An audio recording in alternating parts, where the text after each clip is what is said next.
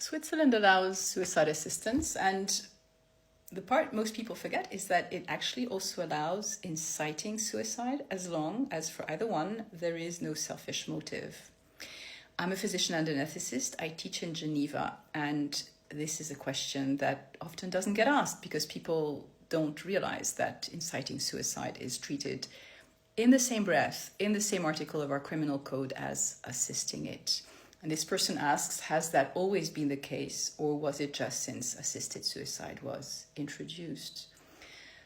So, welcome to a little primer on the history of legal suicide assistance in Switzerland. This is actually a rather old story because we had the discussions, and by we, I mean our ancestors, had the discussions around legalizing suicide assistance when they had the discussions about legalizing suicide itself.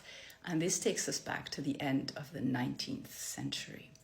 At that time, it was one of the victories of early psychiatry to help societies to understand that suicide attempts should not be considered as crimes.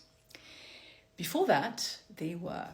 And psychiatrists in those days said, but look, these are people who are suffering, they have a mental disease often, and even when they don't, this is the result of very deep distress, and we should not be criminalizing suicide itself. We should not punish people who commit suicide or attempt it, because that was the situation back then. People who attempted suicide were punished in very classic ways. They were alive after all and accessible to punishment, but even people who successfully killed themselves were punished. They were punished through infamous burials or through the confiscation of their belongings for the benefit of the crown in monarchies or the state in other countries. The reasoning behind it had some logic to it. The idea was we do not belong to ourselves, we belong to the monarch, and if we kill ourselves, that's a form of theft, and theft demands compensation. So in those days, suicides were criminalized.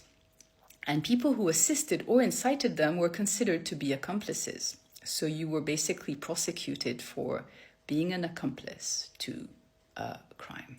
And at the end of the 19th century, awareness had moved sufficiently that it was clear to the legislators who were at the time writing what would become the first unified Swiss criminal code that they could not have a crime of suicide in it, that they needed to get rid of that. But then they had a problem because if you no longer have a crime of suicide, how do you treat people who assist or incite it? They cannot be accomplices if the act is no longer a crime.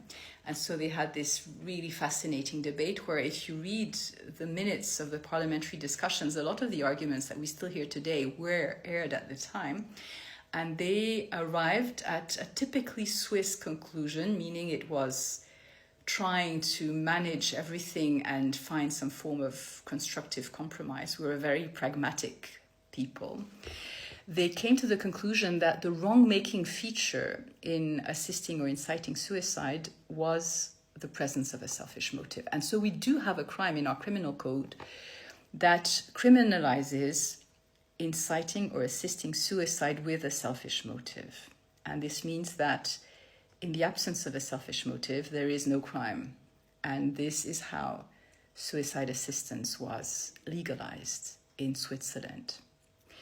And inciting suicide with no selfish motive was also allowed, although this gets a lot less airtime because it's much less visible and also vanishingly rare today. Back then, you could imagine they had examples in mind at the turn of the 19th or the 20th century where there were situations where they thought people ought to kill themselves for reasons of honor. And so your good friend might incite you to quote unquote, do the right thing. We no longer live with those representations today. And so it's become very strange to think that someone might actually encourage someone to kill themselves out of unselfish motives.